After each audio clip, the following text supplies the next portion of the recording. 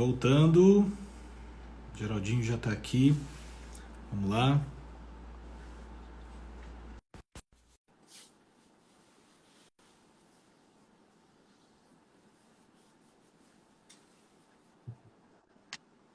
Show.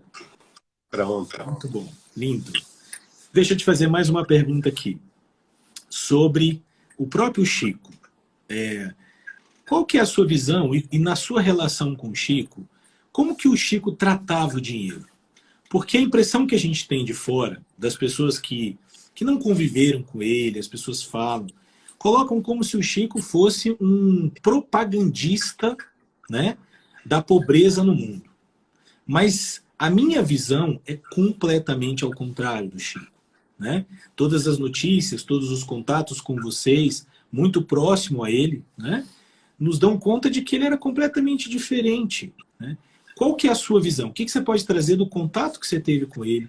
E como que ele lidava com o dinheiro? Olha, o Chico era uma pessoa que apoiava os empresários, apoiava as iniciativas de criatividade, de empreendedorismo dos seus amigos, aconselhava esses amigos nos negócios. Né? Eu conheço várias pessoas, inclusive eu próprio. Em determinado momento, eu nasci com uma facilidade muito grande no campo da música. Né? Eu tocava piano com muita facilidade. E meu pai, empresário, de muita ação, trabalhando em várias frentes aqui no estado de Minas Gerais. Desde aos 14 anos de idade eu comecei a trabalhar com ele.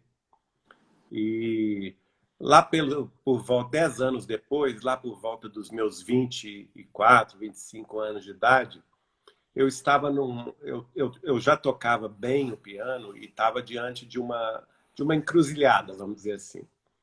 Ou eu decidia ser pianista profissional, né, concertista, e para isso eu tinha que abandonar todas as atividades profissionais que eu já exercia nas empresas de meu pai e me dedicar ao estudo de 18 horas por dia no piano, para me tornar um concertista. Né? E aí eu decidi fazer isso. Né? Eu cheguei num ponto que eu pensei assim, eu vou me dedicar ao piano como minha atividade profissional e à noite eu me dedico às tarefas espíritas. Né? Nessa época eu já psicografava, já editava livros de Chico Xavier pela União Espírita Mineira, era diretor, inclusive, da União Espírita Mineira, também era diretor do Centro Espírita Luz, Amor e Caridade em Belo Horizonte, tinha muitas tarefas, tinha reunião mediúnica, era médium de incorporação, né, de psicofonia nas tarefas de desobsessão. Então eu tinha decidido, a minha vida tá certa, é isso aí que eu vou fazer. Eu vou ser músico profissional, concertista clássico, e na outra parte eu vou me dedicar ao espiritismo. E fui assim, cheio, seguro de mim, me encontrar com o Chico Xavier. O meu pai tinha, exatamente nessa época, inventado uma nova atividade profissional, uma nova empresa. E eu, como já tinha me formado, ou estava em vias de me formar nas ciências econômicas, ele havia me convidado para ser o diretor financeiro da empresa. Quer dizer, nada a ver com o que eu estava planejando, né? Então eu fui assim, cheio de mim, me achando assim muito bonito, para conversar com o Chico Xavier, para dizer a ele que meu pai tinha me convidado para essa tarefa, mas que eu tinha recusado essa tarefa, porque eu ia me dedicar à música e à espiritualidade. Levei uma bronca sarada de Chico Xavier, com direito a dedo no nariz e tudo. E ele ficou bravo, gente. Vocês não têm ideia de quem é Chico Xavier. A maioria das pessoas não tem ideia de quem é a pessoa, a personalidade forte que ele era, o comandante, o general da doutrina dos espíritos, que ele era, de fato. Né? Todas as pessoas que vocês podem imaginar, todas elas, do gari ao presidente da República, que na época eu vi ajoelhado nos pés de Chico Xavier, o senhor Collor de Mello, todos iam lá beijar a mão dele. Né? E a maioria desses aí que aparecem no movimento espírita é tudo fichinha perto de Chico Xavier. Né? Então, eu tremi todo, porque ele muito, muito assim, firme, peremptório, pôs o dedo no meu nariz e virou-se para mim, assim, me olhou de cima a baixo. Eu falei assim, mas o que você está me falando, Geraldinho? Pois eu te digo que você vai se arrepender hoje. Quer dizer, já me deu ordem, tá? Você vai se arrepender hoje. Não precisa ficar em Uberaba para assistir nossas reuniões com esse pensamento seu, que eu não quero você nas nossas reuniões. Você vai voltar hoje à noite para Belo Horizonte para pedir perdão a seu pai. Por quê? Se você tem este corpo que você habita aí agora, nesta encarnação, você deve a ele e à sua mãe. Então, a sua primeira obrigação na Terra é com seu pai e sua mãe. E se ele te fez esse convite, é porque ele confia em você. É porque ele sabe que você é o braço direito dele. E te digo mais, ele fez uma profecia. Seu pai vai adoecer muito no final da vida dele. E meu pai passou por um problema de demência chamado doença de Pique. E se você não estiver do lado dele, nessa hora de precisão, isso, gente, o Chico previu com 15 anos de antecedência. Tá bem? Se você não estiver do lado dele, como braço direito dele, diretor financeiro das empresas dele, os espertalhões estarão e vão passar a mão em tudo que ele construiu. E você e suas irmãs ficarão na miséria. Que lindo, não sabia disso. E aí ele virou-se para mim e disse assim, o veredito. E aí, Geraldinho, com que dinheiro você vai ajudar a doutrina espírita quando você estiver na miséria? Olha então, eu simplesmente queria ser uma barata, barata é muito feio, uma formiga naquela hora, desaparecer ali debaixo da mesa de Chico Xavier, de tão com vergonha que eu fiquei, e voltei para Belo Horizonte e pedi desculpas a meu pai, e continuei trabalhando com ele até o final da vida dele, né? E continuo à frente das empresas que ele fundou. Se não fosse isso, não existiria hoje a Casa de Chico Xavier, não existiria de Pedro Leopoldo, não existiria hoje a editora Vinha de Luz, né? Não existiriam hoje o Portal Saber Espiritismo, o Grupo Espírita Saber Amar, o Grupo Mediúnico Maria de Nazaré. Não existiriam muitos encontros amigos de Chico Xavier. Não existiria. Então, isso eu estou contando isso a vocês apenas para que vocês entendam a posição e a visão de Chico Xavier a respeito da vida prática, da vida do dinheiro, da vida das empresas, do progresso, das atividades que realmente trazem frutos para a sociedade. Inclusive o seguinte, meu pai era um homem muito católico. Muito católico. Ele não gostava de espiritismo, não gostava nada disso. Ele foi criado, pai e mãe, muitos católicos, meus avós, e ele e a família dele toda foi criada nesse sistema.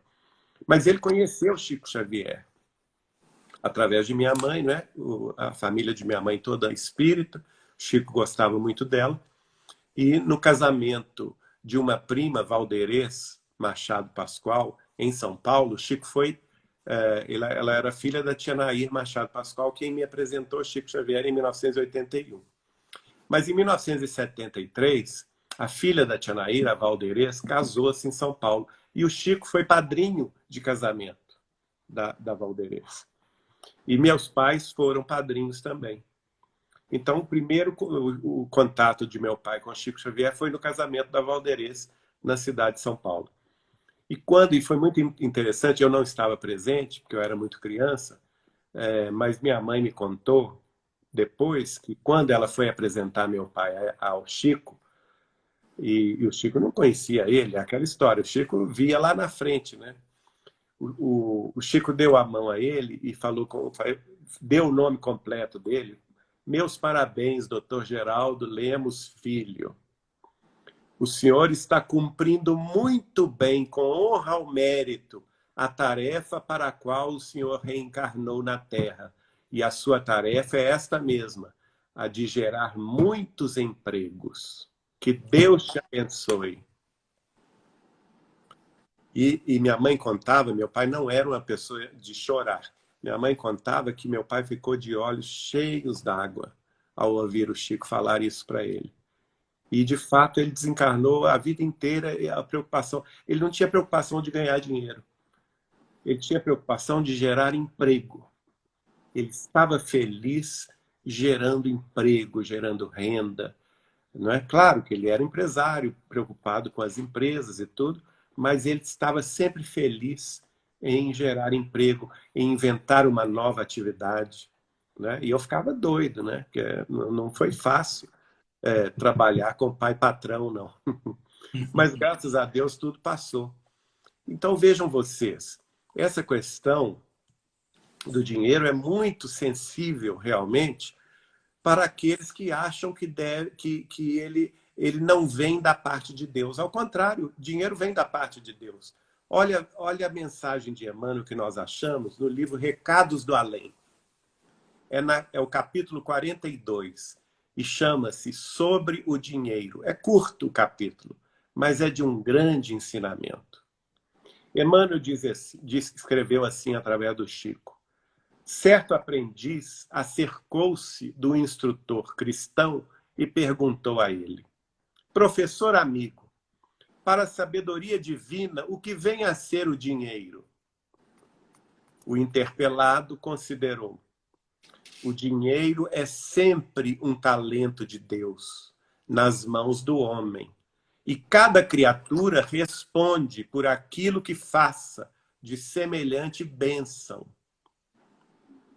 Mas, professor, tornou o discípulo, por que existem tantos pregadores da verdade e do bem que amaldiçoam a fortuna?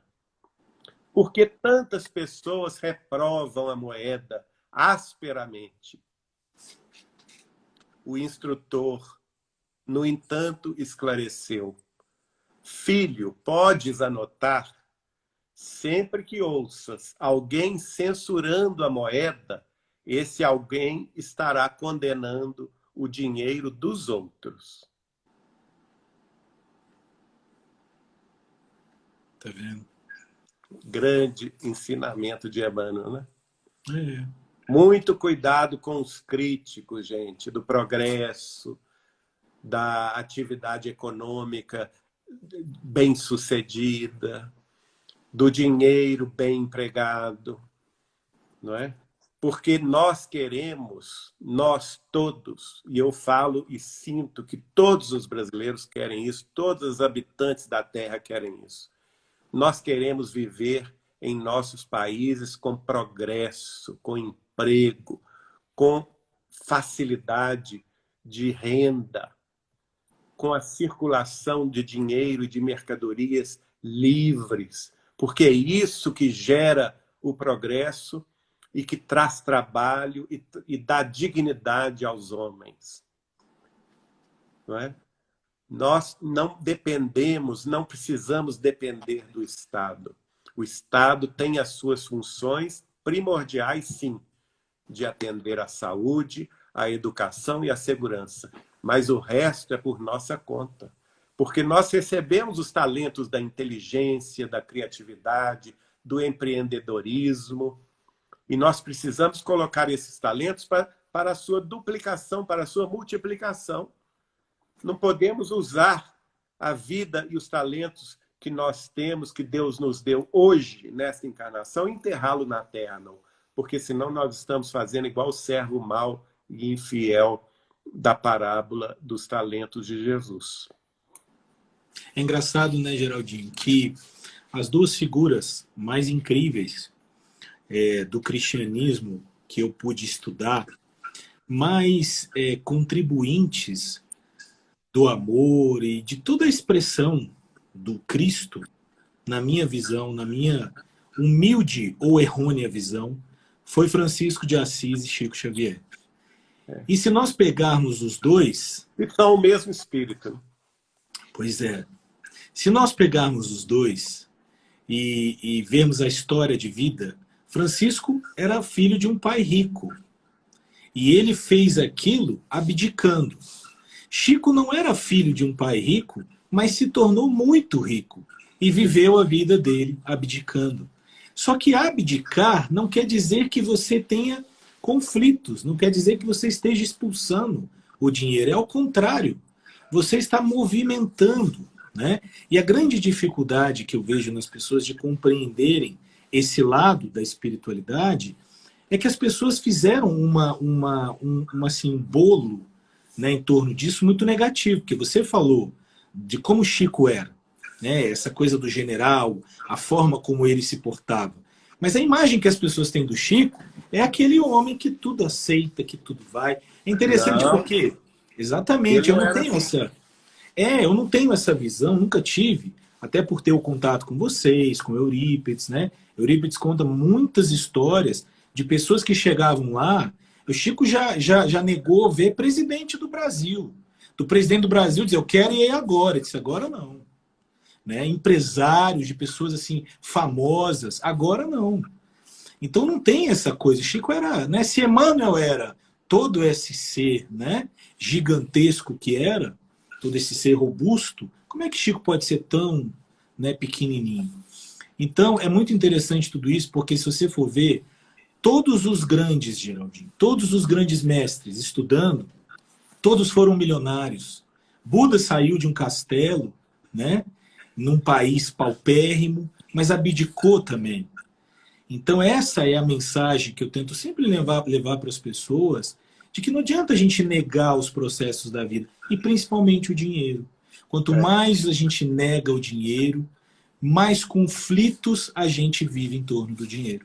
E Exato. talvez por isso que a gente viva isso no Brasil, e não conseguimos fazer o Brasil ir ao patamar que ele merece. Esses dias vendo um vídeo, acho até que você me enviou esse vídeo, daquele rapaz da família real É, que perguntam para ele, né? Conta o é, vídeo, é muito legal. o herdeiro, conta aí para nós. O herdeiro, que ele conta, ele estava Dom João, Dom João, ele de estava numa Orleans entrevista de Orleans e Bragança. Dom Leão de Bragança, né? Estava numa entrevista com Danilo Gentili e Danilo Gentili falou, né, se o Brasil poderia ser comparado, né, à riqueza dos países europeus. E aí ele disse assim, sim, claro que sim. Né? E Nós até mais. alimentamos, e até mais, nós alimentamos um quarto da população mundial. Nós temos riquezas incríveis, Não, riquezas, é um terço. um terço, né, da população mundial. Nós temos riquezas incríveis, maravilhosas, e ele faz um elogio maravilhoso ao Brasil. E é verdade. Né? Só que a gente precisa, eu sinto muito forte, que a gente precisa resolver esse problema. E você vê, essa live permite que as pessoas consigam ver um outro lado de Chico Xavier. De uma É. pessoa que conviveu com ele e sabe, né? Deixa eu contar alguns detalhes também desse outro lado.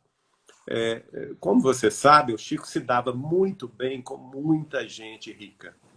Muita Sim. gente de dinheiro mesmo. Não é pouco dinheiro, não. Gente milionária de São Paulo, do Rio e até mesmo do exterior. A E família Muscati, né? Judia, né? E ele sempre orientou as pessoas exatamente na movimentação dos recursos em favor da caridade, em favor das atividades também profissionais, né? Muitas casas e instituições que foram fundadas por essas famílias de recursos em São Paulo, no Rio, em outras cidades pelo interior do Brasil, fizeram, por exemplo, atividades de profissionalizantes, de preparo da infância, da juventude, né? Uma das grandes amigas de Chico Xavier foi Dona Yolanda Ansará, e ela era grande amiga também do médium Zé Arigó, e ela foi grande amiga de nossa família. O marido dela talvez tenha sido um dos homens mais ricos de São Paulo, o Dr. Camilo Ansará, antes do Banespa, que era o banco do Estado de São Paulo, ser do Estado, o banco era dele, para vocês terem uma ideia. E ele era dono de uma das maiores indústrias de tecelagem do Brasil naquela época, da década de 50, 60, 70. Era um dos homens mais ricos do Brasil. E eles não tiveram filhos. E Dona Yolanda construiu várias instituições de caridade, mas não aquela caridade de dar o peixe. É a caridade de preparar a infância e a juventude para trabalhar, para ter uma profissão, né? Então, ela tinha preferência pelas meninas, né? Ela, até onde eu sei, instituiu 6 grandes institutos, um deles na cidade de Poá, no interior de São Paulo, no preparo da infância e da juventude, com cursos profissionalizantes. E querem saber de uma coisa? Toda a fortuna dela, ela viveu mais de 90 anos. Eu creio que 95 anos. Ela era grande amiga da minha tia-avó, Nair Machado Pascoal. Toda a fortuna dela foi para a caridade. E ela desencarnou morando num barraco de favela da sua cuidadora em São Paulo. Inspirada por Chico Xavier. Quer dizer, como ela não tinha herdeiros, ela dedicou a vida inteira a isso. Não é? Outro detalhe que eu vou contar de Chico Xavier. O casal da família Muscati, que era o Davi Muscati, o Roberto... Agora eu não me lembro se o Roberto era o filho, eu acho que o Davi era o pai. O Roberto era o filho. Roberto era Ele desencarnou. Então, o Davi Muscati era vice-presidente da Hebraica em São Paulo, que é a maior instituição judia do país. Não é? Frequentador das sinagogas, hebreu de fé e de confiança. Ele, a esposa dele, Dona Sônia, perderam o filho mais novo, que era o Roberto. E ficaram arrasados, não tiveram o apoio, vamos dizer assim, da consolação na sua fé judaica, e foram procurar Chico Xavier. E o filho, eu inclusive estava presente na primeira mensagem que ele deu para o Chico, através do Chico, para os pais. A Dona Sônia estava ao meu lado. Eu me lembro da emoção dela, ela estava arrasada. Então, ao longo da vida, ele vai escrever para os pais inúmeras mensagens que depois o Grupo Espírita Emmanuel de São Paulo, de São Bernardo do Campo, GEM, publicou no livro Quando se Pretende Falar da Vida. E o interessante é que esse livro é o único livro de Chico Xavier que não fala de Jesus. Também pudera, porque o espírito comunicante era judeu, não é? Mas fala de Deus, fala da cidade espiritual que existe acima de Jerusalém, Israel. O Chico psicografa várias expressões em hebraico que o Chico não falava. O fenômeno de xenopsicografia, né? Então, e aí o menino vai inspirar os pais a levar a noção espírita da caridade, que até então a hebraica de São Paulo não tinha, né? E vai inspirar o senhor Davi Muscati a levar a tarefa da fraternidade dentro da comunidade judaica. Olha que beleza. Eles não se converteram ao espiritismo, o senhor Davi. Hoje ele já é desencarnado também.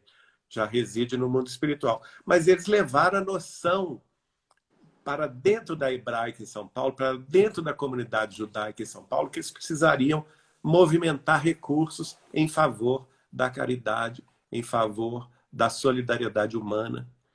E hoje, talvez, que a hebraica em São Paulo seja das instituições que mais faça caridade. Né? Sem saber, estão fazendo em nome de Deus, mas sem saber, estão fazendo em nome de Jesus também. Não é? Outro caso de Chico Xavier é com Martins Peralva a respeito do dinheiro. Martins Peralva, quem não sabe, foi um grande orador e um grande escritor espírita natural do estado do Sergipe, mas que se radicou desde 1947 em Belo Horizonte, porque ele queria ficar próximo de Chico Xavier. E foi diretor da União Espírita Mineira por mais de 3 décadas. E a vida inteira ele foi bancário. Trabalhou nos bancos da capital mineira como bancário, tinha uma respeitabilidade muito grande no setor bancário, Martins Peralva. O último banco que ele trabalhou foi o Banco do Progresso, que já não existe mais. E, em determinado momento, ele era uma pessoa muito trabalhadora da caridade, tinha fundado um grupo chamado Fraternidade Francisco de Assis, grupo da fraternidade que levava alimentos aos ancenianos, da colônia de ancenianos na região metropolitana de Belo Horizonte. Também a campanha Francisco de Assis, que amparava as mulheres, as mães solteiras e as mulheres sem trabalho, com os filhos para sustentar, que a União Espírita Mineira dava aos sábados de manhã, pelo menos todo sábado, uma cesta básica a essas famílias. Isso tudo foi inspiração de Peralva. Mas ele, como bancário, ele tinha também a sua precaução. E em determinado momento, na década de 90, no início da década de 90, ele tinha as suas economias, ele ia guardando aquele dinheiro para as suas economias. Aí ele começou a ter uma crise de consciência, porque ao mesmo tempo em que ele fazia a caridade, fazia o trabalho da caridade, ele estava brigando com ele mesmo, porque ele sabia que ele tinha aquele dinheiro guardado no banco, não é? Que ele guardava como uma precaução. E aí ele me pediu para fazer a questão, o questionamento ao Chico Xavier a respeito desse dinheiro. Me pediu que eu fosse em Uberaba, que ele estava sem poder dormir, vendo tanta necessidade das camadas mais pobres da população e sabendo que ele tinha aquele dinheiro, se ele tirava aquele dinheiro do banco ou não, para ajudar as pessoas mais pobres. E aí eu fui e falei com o Chico, Chico, passa-se isso, Peralva está num drama de consciência. E o Chico abanou a cabeça negativamente. Eu falei, não. Fala com Peralva para não misturar as coisas.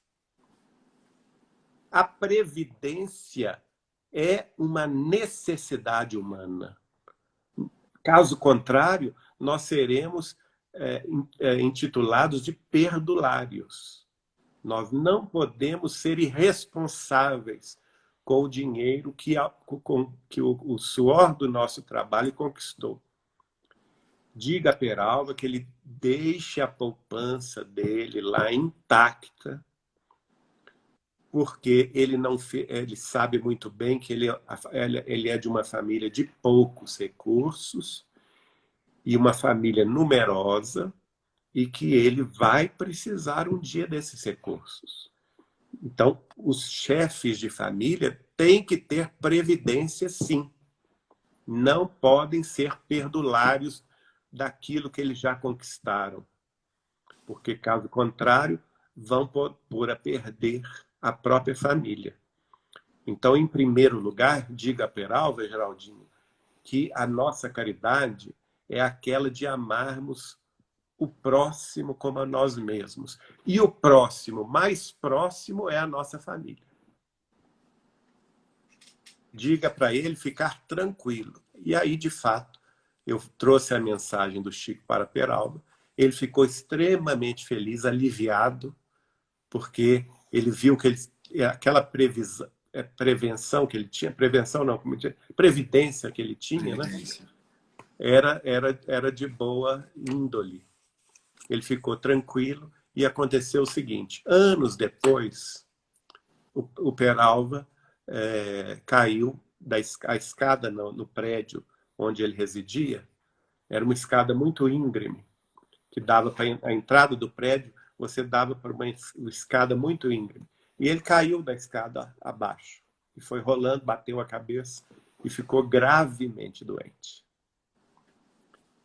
E durante a doença, vamos dizer assim, a recuperação que ele passou, ele precisou usar até o último centavo das economias para o sustento dos trabalhos dos médicos, dos enfermeiros, da própria família que ficou, então, responsável de cuidar daquele doentinho querido, né? Então, nós temos que ter aí tudo o bom senso, né? O caminho do meio, o caminho do equilíbrio, do bom senso. Esse é que é o caminho justo. Nada que seja muito exagerado pode ser benéfico, não é? Exatamente. É por aí que a gente deve pensar. Então, eu queria também contar uma história muito legal que você falou, eu tinha separado aqui. O Geraldinho sabe disso e muitas pessoas que estão assistindo a gente. Eu trabalhei por 7 anos aqui no Complexo da Papuda, em Brasília. Que é a penitenciária. Oi? Que é a penitenciária de Brasília. Penitenciária, exatamente. E trabalhei recentemente como servidor público, né? E também tenho consultório. Estou aqui agora no meu consultório. E eu pude participar, né, da grande e famosa Operação Lava Jato. E eu me lembro de um caso que eu separei aqui para vocês, de um político, da qual eu vou me privar de dizer o nome dele, mas é um político que foi preso, um empresário político, né? Primeiro empresário, depois político. Ele foi preso com a conta de mais ou menos 30 a 35 bilhões de reais na carteira dele, né? No banco, nos negócios dele em geral. E uma coisa que me despertava muita atenção era de que quando ele chegava na minha sala, eu olhava para aquele homem, ele é um homem muito famoso no Brasil. Eu olhava para aquele homem e ele entrava algemado, pedia se era possível tirar as algemas, eu dizia para o agente que sim, afinal de contas ele ali não estava representando nenhum perigo. E ele contava a vida dele. Ele chorava muito, uma depressão violenta. Todos eles viveram dentro, né, do processo de encarceramento uma depressão muito grande. E eu olhava para aquilo e eu nunca, Geraldinho, criei na minha vida, e até as pessoas que estão nos acompanhando, eu nunca disse que aquele homem estava lá por causa do dinheiro. E eu perguntei diversas vezes a eles, eu perguntava, foi o dinheiro que te trouxe até aqui? E aqueles que eram mais sinceros, né, falavam não. Né? Eu me envolvi. Aqueles que conseguiam, de fato, fazer a meia-culpa desse processo, reconheciam que foram vivendo pelos caminhos da vida e chegando assim. O que acontece muito, uma vez na casa do Chico, conversando com o Eurípides, a gente estava conversando sobre esse assunto de empresários, de dinheiro, de investimentos, e eu disse assim, por que a gente vê tantas pessoas, fiz a mesma pergunta para ele que fiz para você, por que a gente vê tantas pessoas espiritualistas com tanto problema de dinheiro? E aí ele dizia assim, ele disse assim para mim, olha, o Chico cansou de dizer aqui nas reuniões para as pessoas, vocês têm problema com dinheiro porque nas outras vidas vocês fizeram muito mal com dinheiro. Mas o problema não é do dinheiro. O problema é de vocês. Olha o quanto que o dinheiro faz bem para a humanidade. E ele falava isso quando esses empresários deixavam doações. Muitas das vezes o Eurípides disse que aparecia caminhões assim, gigantescos, com alimentos. Caminhões imensos, aquelas carretas imensas de doações. Para as distribuições de Chico. E ele não recusava, não, ele recebia o Chico Xavier. Claro. Mas Não era para ele. Imediatamente, ele colocava essas doações em movimento. Exato. Levava para o sábado à tarde, antes era no Abacateiro e depois na Vila do Pássaro Preto, e distribuía tudo lá para as pessoas necessitadas, né? O Chico tinha essa questão. Agora, já que você falou em políticos, eu vou contar um caso também, embora eu não vou falar o nome do político. Mas na década de 80, rezavam aqui a boca pequena as tradições mineiras que um determinado governador de Minas Gerais roubava muito. Então, eu tinha, naquela época, tinha comprado uma revista muito interessante sobre o estado de Minas Gerais, a economia do estado de Minas Gerais. E eu achei a revista muito bonita e pensei assim, eu vou comprar um exemplar para levar para o Chico. E comprei e levei lá em Uberaba. Na hora que chegamos na casa do Chico, interessante que o Chico já sabia das coisas, né? Quando a gente ia levar alguma coisa para ele, ele já sabia. A gente ia com o fubá e ele já trazia o bolo, né? Então, quando ele me viu entrando com a revista debaixo do braço, ele virou-se para mim e disse assim: Geraldinho, você está chegando de Belo Horizonte, capital das Minas Gerais. Se o nosso governador, aí ele citou o nome, desculpa que era coisa pessoal, né? Se o nosso governador fulano de tal soubesse o que o espera do lado de lá da vida espiritual, ele não teria roubado um centavo sequer dos cofres públicos. Você está vendo? Você falou, eu quero te fazer essa pergunta. A gente não citou nomes, mas esse caso é público, então a gente pode citar. Você falou do ex-presidente Fernando Collor, né? O que você pôde aprender desse encontro que ele teve com o Chico naquele momento? Porque, por exemplo, há pessoas muito próximas, né, do Chico, e o próprio Eurípides também contando, ele estava me mostrando umas fotos, assim, e estava a foto do Collor, né, lá no quarto dele. E ele falou assim, olha, por exemplo, o presidente Collor esteve aqui, e ele esteve aqui numa madrugada, esteve aqui em outras vezes, várias pessoas estiveram aqui quando ele esteve aqui. E ele chorava, chorava, chorava, e o Chico tinha medo de que matassem ele lá. O que você, aprendeu disso? 3 vezes, né? Numa das vezes eu estava lá. E eu não posso saber o que o Chico conversou com ele, porque o Chico estava... Primeiro que o Chico tinha muita simpatia por ele, né? E desde antes da eleição, o Chico tinha muita simpatia por ele. Dizia que ele tinha uma missão e que provavelmente, depois que ele foi empichado, né, do poder, ele perdeu essa missão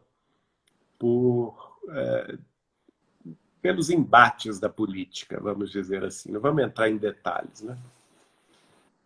Ele chegou a dizer, inclusive, para mim, que ele seria a reencarnação daquele, agora me foge o nome dele, mas daquele primeiro marechal Deodoro, Deodoro da Fonseca, que expulsou Dom Pedro II do Brasil e a família imperial.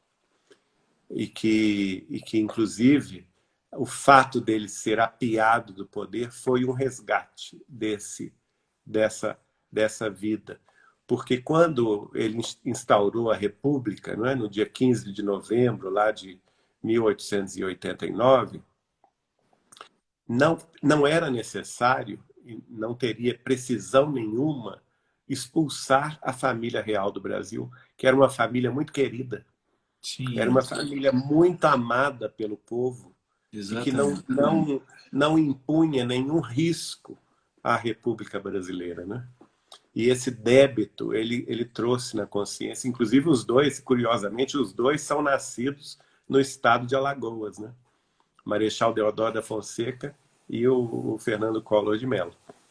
Então, eu vi o Chico assim com muito carinho, muito respeito, claro, ele estava recebendo o presidente da República. Ele tinha esse E carinho com todo mundo, né, Geraldinho? ele não tinha diferença para Chico Xavier, se a pessoa era famosa ou não, rica ou pobre, político ou trabalhador braçal. O Chico os recebia todos de forma igual. Mas aí, um momento, o Collor estava muito emocionado, ele pediu uma audiência particular. E foi ali, o Chico, então, o levou para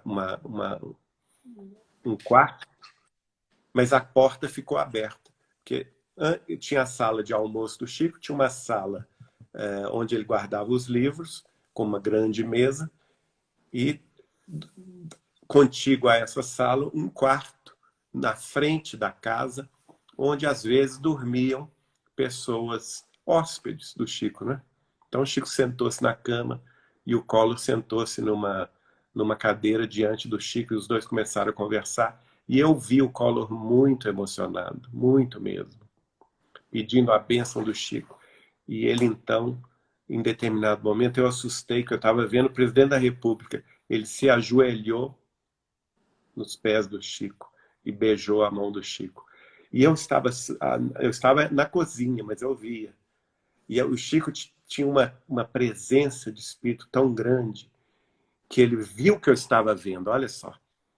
E olhou. Quando ele olhou e viu que eu estava vendo, ele fechou a porta.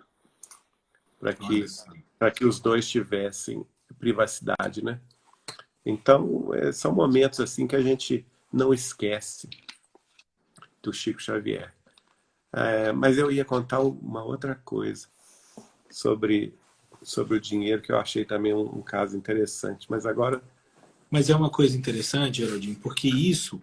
Por que eu contei essa história, pessoal? Um dia a gente faz uma live separado e eu conto para vocês as histórias do presídio. Tem muitas histórias incríveis, né? Mas por quê? Aquelas pessoas ali, muitas das vezes, somos nós no passado. E é por isso que a gente, às vezes, carrega tanto conflito emocional, assim. Por isso que, às vezes, a gente fica nessa penalidade, às vezes, com dinheiro, com as coisas da vida. Tenho que passar por... O espírita gosta disso demais. Tenho que passar por essas provações. Eu tenho que viver a pobreza. A gente consegue reformar isso, né, sem que todo mundo tenha que passar por isso. Então, esse momento, óbvio que é um momento de provação. Mas é como você falou. Você vê, Jesus deu 50 anos de prazo. O homem poderia não ter cumprido esse prazo e ter explodido a bomba atômica. Mas a gente conseguiu. Então o livre-arbítrio, ele é uma coisa que, da mesma forma como na vida passada nós fizemos um problema, nessa vida a gente vai consertar. Essa é a proposta da doutrina espírita, não é? Essa é a proposta que a gente consiga, sem ficar com esse clamor do sofrimento, sem ficar abraçando. Isso a gente precisa demais resolver. E é por isso que eu queria tanto que você tivesse falado e contado essas histórias do Chico. Porque eu sei que ele teve muitas histórias com políticos. Eu me lembro de uma, não sei se você se lembra dessa e estava presente. Essa eu acho que eu li num livro do Bacelli, eu acho. E que um deputado foi até aí, o deputado estava aqui em Brasília, ele estava com os rumores de que ele estava roubando, aquela coisa toda, e foi até o Chico. Eles corriam sempre para o Chico, né? É impressionante. Brasília foi construída nas mãos do Chico. Você sabe dessa, né? Poucas pessoas sabem disso. Poucas pessoas sabem disso, mas na biografia do Juscelino Kubitschek, escrita pelo Couto, né? Como é que ele chama? Marcelo Sotomayor. Não é essa, não. É que você falou Couto, eu achei que era o Souto. Costa Couto. Eu acho que foi ministro do Fernando Henrique Cardoso. Uhum. Ele era grande amigo de Juscelino Kubitschek. Na biografia de Juscelino Kubitschek, ele revela que Brasília foi construída sob a orientação direta de Emmanuel, através de Chico Xavier e de Valdo Vieira. E que muitas vezes, o presidente da República, Juscelino Kubitschek, mandava buscar o Chico Xavier de helicóptero em Uberaba não é? Aliás, em Uberaba não, em Pedro Leopoldo, e levava para o Planalto Central, e o Chico ali dava as instruções que Emmanuel passava no papel. Olha, muitas dessas cartas, Geraldinho, a família do Juscelino, uma das netas dele, casou com um mega empresário em Brasília. Eles são evangélicos, eles são de uma outra religião, são até criadores da Sara Kubitschek, né, que é uma igreja, e eles possuem essas cartas. Né? A gente até estava juntando uma época aqui um pessoal para saber se a gente conseguiria ter contato com essas cartas. Seria magnífico, né? Obter esse material. Não, a gente vai atrás disso, porque é um documento impressionante. Estão perguntando aqui se JK era espírita. JK passou quase que um mês na cidade do Cairo, no Egito, pesquisando todas as questões que tinham envolvidas lá. Brasília foi toda desenhada e construída. Ele tinha uma enorme paixão pelo Egito. Né? E ela foi construída com essas orientações. O Lago Paranoá, que é um lago lindíssimo aqui nosso, que banha aqui, inclusive, a casa do presidente, né? Foi construído, foi feito numa psicografia do Chico Xavier. O Valdo Vieira conta isso. E o Valdo Vieira diz que não podia falar, porque, como você disse, os militares iam até a casa deles numa madrugada pegar. E numa das mensagens, o Valdo Vieira conta que até a metragem os espíritos falavam. Busca água em tal lugar, faz em tal lugar, entendeu? Eu vou achar esse vídeo do Valdo Vieira, que se afastou do Chico, mas tem, né? E também, quem vê hoje o túmulo aí, o mausoléu de Juscelino Kubitschek em Brasília, é uma pirâmide, não é? É uma pirâmide. É uma pirâmide. E isso tudo é o quê, gente? Revelação de Chico Xavier a ele. Exatamente. Você acha que ele não sabia? Estão perguntando aqui, Geraldinho, se JK era César. Muitas pessoas aqui, tem uma moça muito famosa, chamada Yara Kern, que ela já faleceu, ela escreveu um livro chamado Brasília Secreta, que tem um documentário sobre isso. E ela disse que o Chico confidenciou a algumas pessoas.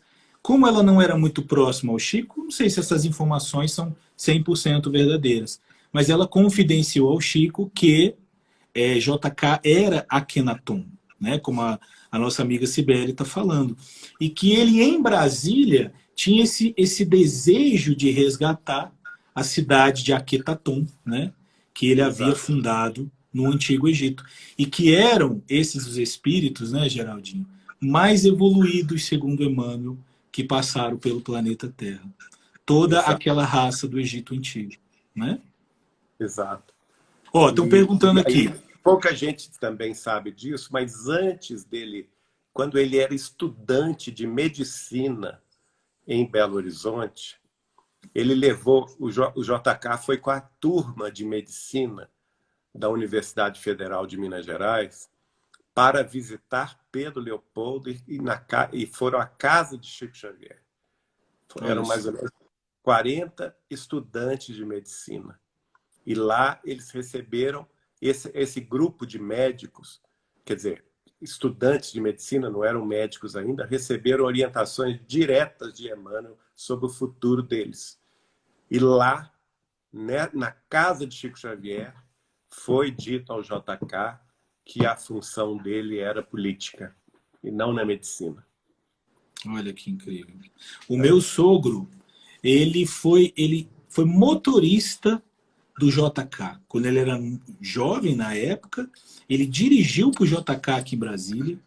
Em conversa com ele, ele falava assim, o que mais me chamou a atenção na lembrança dele eram os olhos dele, que ele tinha os olhos, ele falava assim, ele tinha os olhos puxados, né? Quando você pega esses seres que são muito mediúnicos, muito sensitivos, né? Você vê essa puxada dos olhos, né? Aqui em Brasília nós temos aquele marco de Dom Bosco, né? Do sonho de Dom Bosco. Não sei se você visitou a Ermida Dom Bosco, né? Então tem muitas coisas lindas. O Luiz está perguntando, vocês sabem alguma coisa sobre o presidente Bolsonaro? Luiz, eu vou te pedir com muito carinho, muito amor. Não vamos entrar nisso. Isso, não vamos entrar nisso, tá bom?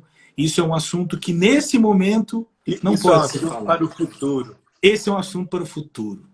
Quando tivermos no futuro, a gente conversa isso publicamente. Nós temos a nossa visão, mas vamos deixar para a gente falar das coisas boas, tá?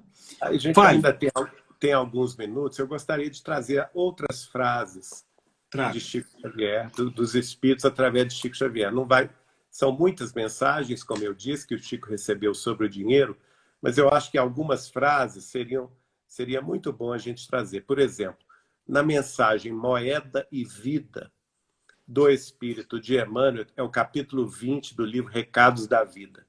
A primeira frase: não acuses a moeda, responsabilizando-a por essa ou aquela calamidade do mundo. O dinheiro em si é alimento da ação e alavanca do progresso. Tá vendo? Falou tudo, né? Falou Outra tudo. mensagem. Mensagem de Emmanuel no livro Saudação do Natal, capítulo 12. O título é O Melhor Companheiro. Ele diz: é aconselhável que a justiça fale pelo dinheiro toda vez que o dinheiro seja relegado ao banco dos réus. Olha aí. Né? Muito interessante isso. Isso. Possivelmente, malfeitores terão perpetrado crimes para agarrá-lo. Não se esqueça, porém, de que ele representa o reconforto e a segurança para milhões de pais de família nas horas de mais torva necessidade. Disse tudo, né? Exatamente. Outra mensagem, chamada Perante o Dinheiro, capítulo 10 do livro Nós. Não condenes o dinheiro que te incentiva os passos na evolução. Também mensagem de Emmanuel. E aí, quem quiser, que leia o resto da mensagem. Tudo muito instrutivo. Olha essa outra aqui, do espírito de André Luiz. Endereços da Paz é o livro, capítulo 26, Reflexões. O dinheiro que ajuda a alguém é o companheiro da caridade. O dinheiro que educa é semeador da luz. O dinheiro que sustenta as letras edificantes é lâmpada acesa. O dinheiro que resgata dívidas é testemunho de correção. O dinheiro que estimula o bem nas suas variadas formas é missionário do céu. O dinheiro que alivia é bálsamo da vida superior. O dinheiro que cura é alimento divino. O dinheiro que gera trabalho digno é dínamo do progresso. O dinheiro que restaura o bom ânimo é fraternidade em ação. E o dinheiro que planta alegria e fé renovadora é criador de bênçãos imortais. Que maravilha. Lindo, né? Lindo, lindo, lindo, lindo. Então, vamos preparar para a gente encerrar nossa live de hoje. Foi maravilhoso, maravilhoso mesmo. Eu quero convidar, teve uma pessoa que disse aqui que a gente fizesse um curso de espiritualidade e dinheiro para ensinar as pessoas. Quero convidar todos vocês que semana que vem eu não estarei dando um curso sobre dinheiro, mas eu abri um grupo no WhatsApp para ajudar as pessoas do ponto de vista emocional. E, naturalmente, a gente vai falar sobre esse assunto. Naturalmente, eu tenho, pessoal, muitos cursos, eu tenho treinamentos, eu tenho uma série de coisas relacionadas a essa questão dos aspectos financeiros. Mas, nesse momento, eu não estou mexendo com isso. Nesse momento, eu estou mexendo com as emoções das pessoas. Nesse momento, eu não posso fazer tudo. São 9h30 da noite, eu estou no meu consultório, vou para casa dormir, que amanhã, às 6 da manhã, eu estou testando as pessoas com coronavírus aqui em Brasília. Mas eu tenho que vestir 2 macacões, touca, não sei o que mais o que, para ficar lá recebendo as pessoas o dia inteiro e atendendo. Então eu não posso, infelizmente, ter muito tempo para isso agora. Mas eu quero convidar vocês para estar nesse grupo, tá bom? Quinta-feira eu vou começar com isso. E prometo a vocês que eu vou conversar com meu querido amigo Geraldinho e a gente vai trazer, com certeza, um curso, qualquer coisa que seja, para ajudar. Para a gente quebrar essas crenças, pessoal, sobre o dinheiro. Para a gente conseguir vencer esse momento difícil, né? E conseguir ter uma vida muito melhor. Como Jesus falou, vim para que vocês tivessem vida e vida em abundância. Né, Geraldinho? E não tem como a gente ter vida em abundância sendo pobre, miserável. Né? Como dizia o Osho, um mestre muito doido da cabeça, mas que eu adoro os textos dele, a raiz de todos os males terrenos continua sendo a riqueza. O dia que o homem parar de glorificar a pobreza, a miserabilidade, nós estaremos resolvendo vários dos tipos desses problemas que a gente tem. E ele é um homem que veio da Índia. Olha essa frase de Emmanuel no livro Inspiração, capítulo 13, na mensagem Ainda o Dinheiro. Muito próprio para a época atual. Dinheiro é sangue do organismo social que não se deve afastar da circulação, sob pena de gerar a anemia do progresso e a penúria comunitária. Olha que legal. Que lindo. Que lindo, né? Maravilha. Pessoal, nós estaremos juntos numa outra oportunidade. Fiquem com Deus. Meu amigo Geraldinho, fica com Deus. Obrigado. Um abraço grande, tá? Grande abraço. Juntos. É isso aí. Estamos juntos nessa estrada e vamos sair disso, né, meu amigo? É isso aí. Vamos sair disso rico, feliz, alegre, compartilhando tudo isso que a gente puder compartilhar para os outros. Vamos ter otimismo, manter o otimismo de que tudo passa e nós estamos aí na alvorada de um mundo novo com grandes oportunidades para todos, desde que todos estejamos unidos e decididos a trabalhar pelo mundo novo. Maravilha. Ó, o link do grupo tá lá no meu Instagram, tá? Algumas pessoas perguntaram aqui, é só vocês clicarem lá. Beijo para todos, beijo Geraldinho aí, fica com Deus. Tchau, gente. Tchau. Fiquem com Tchau, Deus. pessoal. Fiquem todos com Deus. Tchauzinho.